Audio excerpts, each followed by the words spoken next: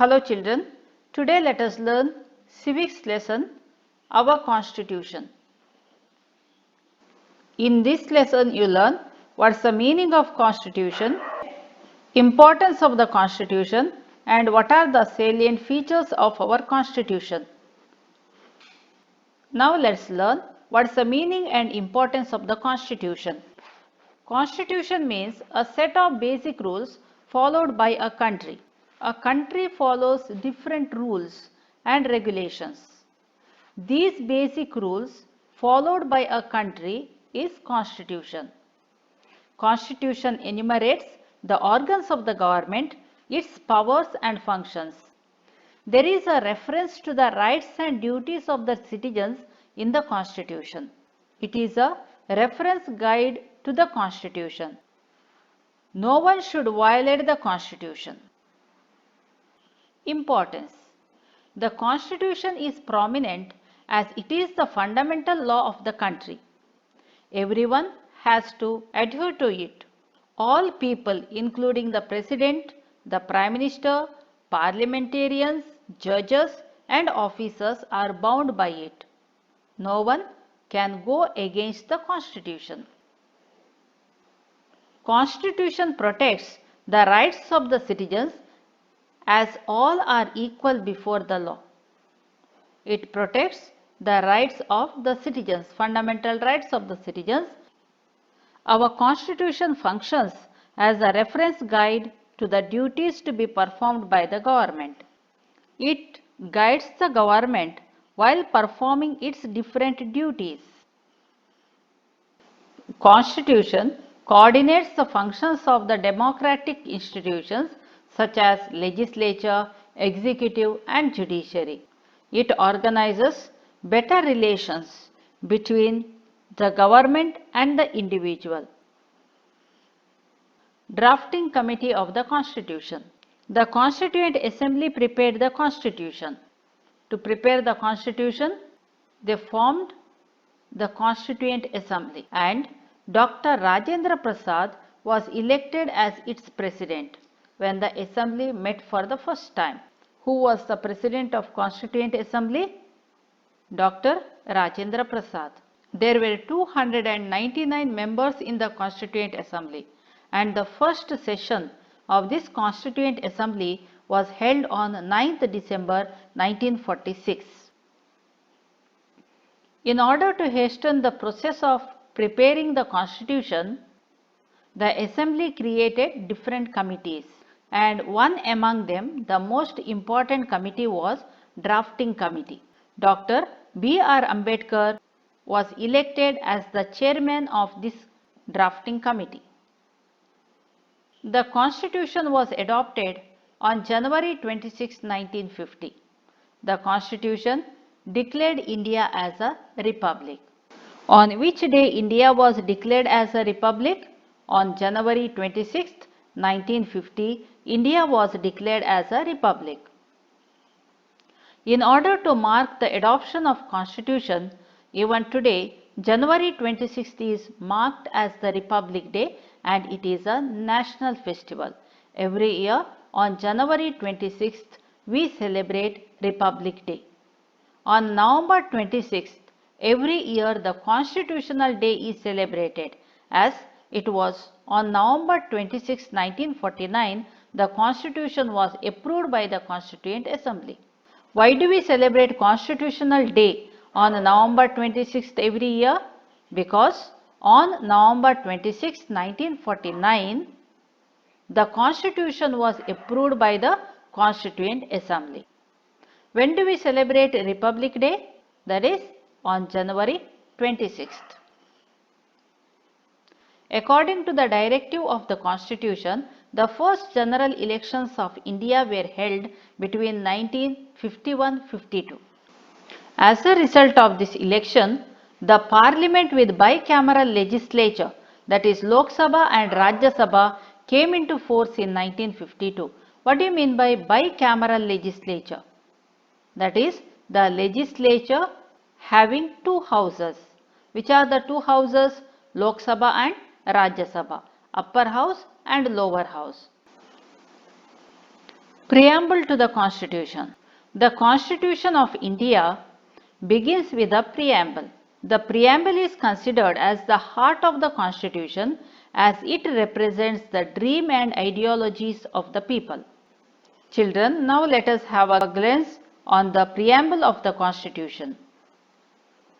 We, the people of India, having solemnly resolved to constitute India into a sovereign, democratic republic and to secure to all its citizens justice, social, economic and political, liberty of thought, expression, belief, faith and worship, equality of status and of opportunity, and to promote among them all fraternity, assuring the dignity of the individual and the unity of the nation.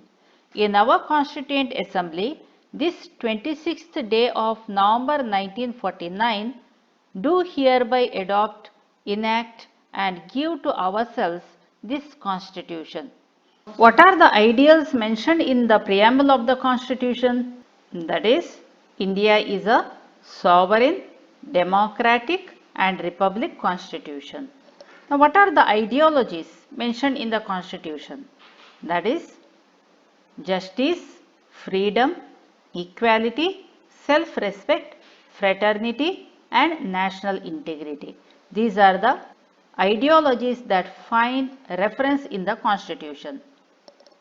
Now let us learn what are the salient features of the Constitution. First one is written Constitution. Indian Constitution is in the written form. The lengthiest constitution in the world is Indian Constitution. The structure, power and extent of three organs of the government such as legislature, executive and judiciary are explained in the Constitution. There is a single constitution both for central and state governments. Therefore, the size of the constitution is big. Indian Constitution is the lengthiest constitution in the world. It is in the written form. Why it is lengthiest? Because the structure, power and extent of the three organs of the government, that is legislature, executive and judiciary, are explained in the Constitution. Not only that, there is a single constitution for both central government as well as state government. That is why the size of the Indian Constitution is big. Second one is republic. The Constitution has declared India as a republic. In case of republican system, there is no rule of the king. Where there is the rule of the king, we call it as monarchy. In case of republican system, there is no rule of the king. Instead, there is a rule of the elected representatives by the people. From the lower level, that is from the Gram Panchayat to the highest level, that is the president, all are elected by the people. Even the head of our country, that is the first citizen of our country, the president is elected by the people. India, which has this kind of political system, is known as the Democratic Republic. Third one, fundamental rights and duties. The Constitution guarantees 6 fundamental rights to its citizens at present. At present, we have 6 fundamental rights. Which are they? They are right to equality, right to freedom, right against exploitation, right to freedom of religion, cultural and educational rights, and right to constitutional remedies. Which are the 6 fundamental rights?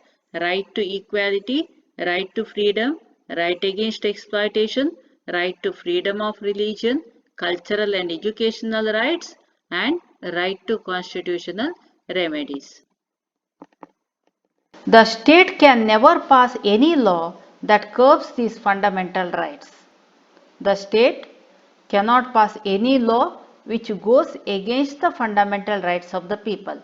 In case of violation of fundamental rights, the judiciary has the power to rectify it. It is the duty of the High Court or the Supreme Court to protect the fundamental rights of the people. The citizens cannot exercise their rights as per their whims and fancies. Citizens cannot exercise their rights as per their wish. The 11 fundamental duties are there in the Constitution. We have 11 fundamental duties towards our nation. Our Constitution has given us 6 fundamental rights and 11 fundamental duties. Fourth one is secularism. The Constitution upholds the principle of secularism. What is secularism? Under secularism, the governments are expected to make no discrimination on the basis of religion. Government should not do any discrimination on the basis of religion. And governments are expected to treat all religions equally. The government considers no religion as its religion, means it doesn't consider any religion as state religion. All religions are equal.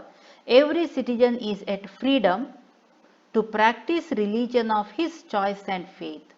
We can practice any religion in our country. The government has the authority to control the freedom to practice one's religion in the interest of the public interest.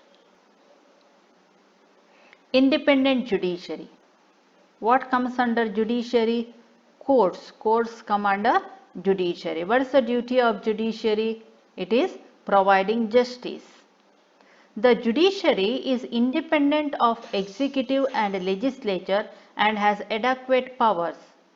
Judiciary doesn't work under executive or legislature. Judiciary is independent. Parliament or the government cannot interfere in the functioning of the judiciary. All are equal before the court of law and all have right for justice is the principle of the judiciary. The principle of the judiciary is all are equal before the court of law and all have right for justice. The decision of the Supreme Court is final and all are expected to adhere to it. Sixth one is universal adult franchise. The system of electing representative through voting of adult members, that is 18 years and above, is called universal adult franchise. What is universal adult franchise? All above 18 years can cast their vote and elect the representatives. This system of electing representative through voting of adult members, that is 18 years and above, is called universal adult franchise. All citizens who are above 18 years are eligible for voting without any discrimination. Then a good government comes to power. The Constitution wishes to establish the welfare state. What is welfare state? A state which sets a goal to provide social and economic security to all its citizens is generally known as welfare state. Our Constitution wishes to establish welfare state. That is, it wishes to provide social and economic security to all its citizens. India is the largest democracy in the world. India is the largest democratic country in the world. In the past 6 decades, decades means 10 years, period of 10 years. In the past 6 decades, periodic elections have been conducted. The system of democracy has been adequately deep-rooted in our country. It is still a satisfactory system in spite of certain demerits. There are some demerits in the democratic system, still it's a satisfactory system. Thank you.